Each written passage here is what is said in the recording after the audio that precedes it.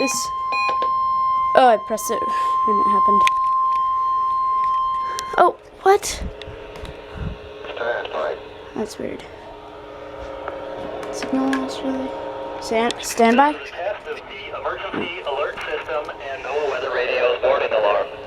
During potentially dangerous weather situations, the National Weather Service transmits a signal that automatically activates specially built receivers to warn of the impending hazard.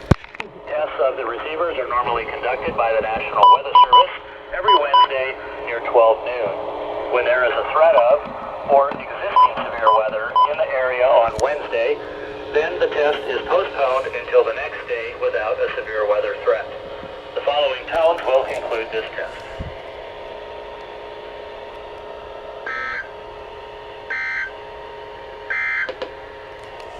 The forecast for western Washington today. Sunny except areas of morning low clouds and patchy fog.